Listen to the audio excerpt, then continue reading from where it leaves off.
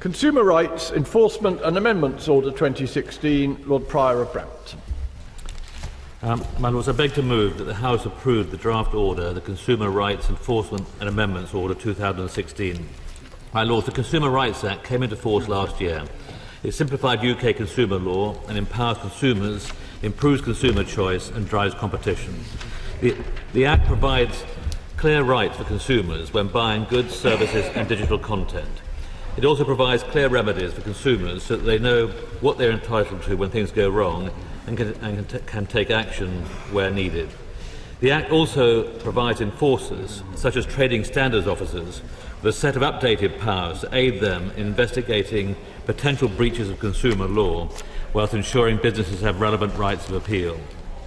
The Consumer Rights Enforcement and Amendments Order 2016 before us today makes a number of small but essential amendments in relation to Schedule 5 of the Consumer Rights Act 2015. It adds a number of pieces of legislation to the list of legislation in Schedule 5 of the 2015 Act, so that enforcers, such as trading standards, can access the updated investigatory powers contained in that schedule. The order will ensure that a comprehensive range of powers are available to enforce the Tobacco and Related Products Regulations 2016, which harmonises trading rules on how tobacco products are manufactured, produced and presented, and the Standardised Packaging of Tobacco Products Regulations 2015, which require cigarettes and roll-your-own tobacco to be packaged in a standard colour with a standard typeface. Noble Lords will recall that a number of tobacco companies have challenged the standardised packaging legislation in the courts. I am pleased to say that the government has won on every ground raised, not only in the High Court, but also more recently in the Court of Appeal.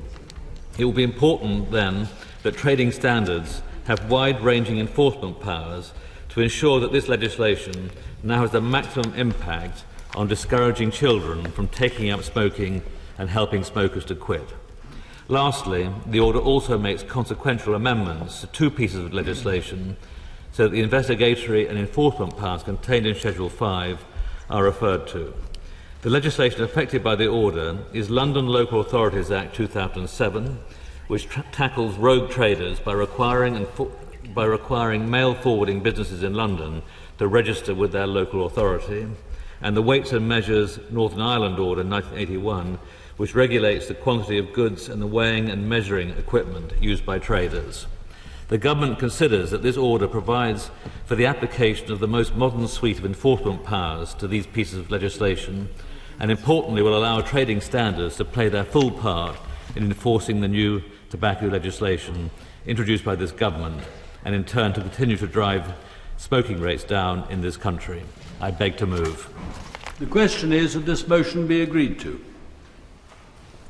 My Lords, could I ask my noble friend, in relation to the Tobacco and Related Products Directive, and he mentioned several times the aim of driving down smoking in this country, and we now are in a situation where there are many varieties of tobacco products available to people, many of which do not involve smoking.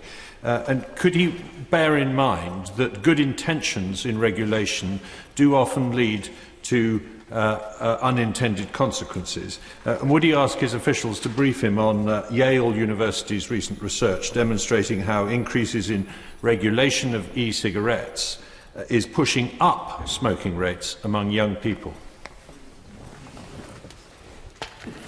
My Lords, could I first of all thank the Noble Lord for his comprehensive analysis of the order before us this afternoon. And my Lords, I should declare my interest as President of the Royal Society of Public Health. My Lords, we have made great strides in this country in reducing smoking, and I'm particularly proud of the last Labour government's measure in relation to the ban on smoking in public places, and indeed my own amendment in the last Parliament, in which the Lords passed to ban smoking in cars when children were present. Although the number of smokers in this country has halved since 1974, currently 1 in 5 adults still smoke. So enforcing the regulations and legislation relating to the sale, packaging and marketing of tobacco is, of course, important. In that regard, can I ask the Minister about progress on the enforcement of the Tobacco and Related Products Regulations 2016 and the Standardised Packaging of Tobacco Products Regulations 2015? My Lords, can the noble Lord confirm that enforcement officers already have had a number of options available to enforce these regulations? Second, can he say how much enforcement activity has there been? And third, could he say how well does he assess compliance to be? My Lords, I then want to pick up the point raised by the noble Viscount Lord Ridley, which is about e-cigarettes. The noble Lord Prior will recall that the e-cigarettes were embraced within the tobacco regulations. And I want to ask him, my Lords, about the recent alarmist and I believe misleading report of the US Surgeon General in the US. In this report on the use of electronic cigarettes by young people, he urges greater restrictions on access to vaping products. My Lords, I wonder if the noble Lord Prior will go so far as to agree with me that it was a pretty shoddy piece of work, which doesn't seem to be evidence-based. Does he agree that it actually focused on risks to teenagers without looking at potential benefits to adult smokers? That whilst the science is detailed in the body of the report, the headlines and marketing material are not appropriately caveated? That the report does not put vaping risks into context with smoking or other risks? And that the Surgeon General proposed restrictive policies on e-cigarettes for the supposed benefits to young people without considering the likely harmful consequences for adult vapers or smokers. He also, my Lords, appears to be treating vaping products as just another form of tobacco, which of course is absolutely wrong. My Lords, will the Minister say the government will not go down the route as the US Surgeon General has done?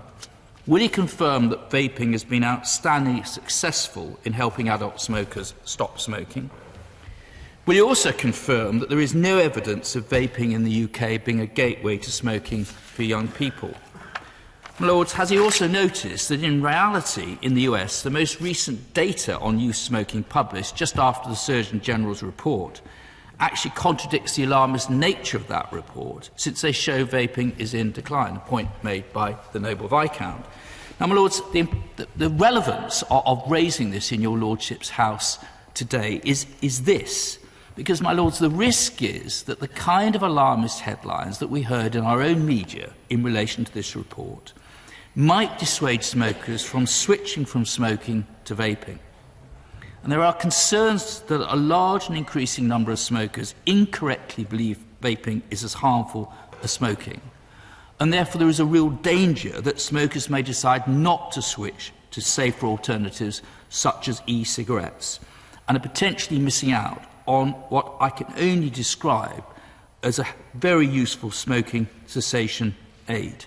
And so, my Lords, I'm asking the Minister this afternoon to reiterate that evidence to date on e-cigarettes indicates that they present a safer alternative to smoking, and for many, thousands and thousands of people, are a useful smoking cessation tool.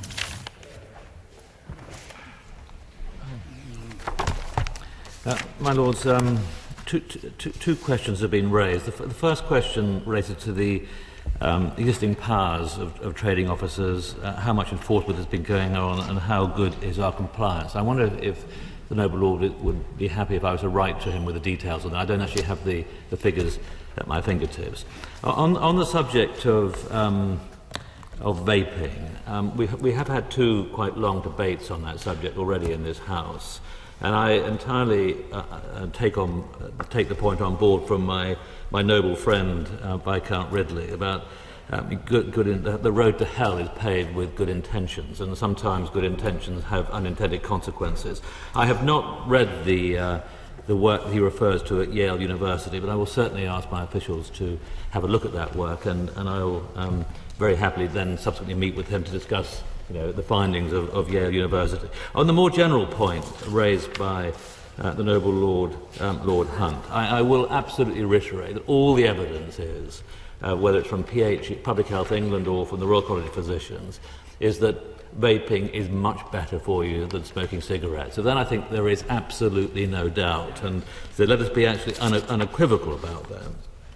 On the other hand, I think he will agree also that better than vaping is not to vape or smoke cigarettes or anything else at all. So we certainly should not be encouraging young people to vape. And in a sense, I think that was the I can't comment on the science behind the Surgeon General's report, but in a sense the message, I think, the concern coming from the Surgeon General in the US was that the number of young people taking up vaping has gone up by, I think, 900% from 2011 to 2015. And there may be people now who are being caught up in vaping who would not otherwise have smoked. Now, if these people would otherwise have smoked, then it's obviously much better that they should vape. But if they would have done neither, much better to have done neither. I think that is the sort of the fundamental concern that the Surgeon General has. And so therefore the policy in this country, which is to encourage vaping compared with smoking, but not to publicise vaping to young people in the sort of traditional way of sort of risque advertising and the like, is probably not a bad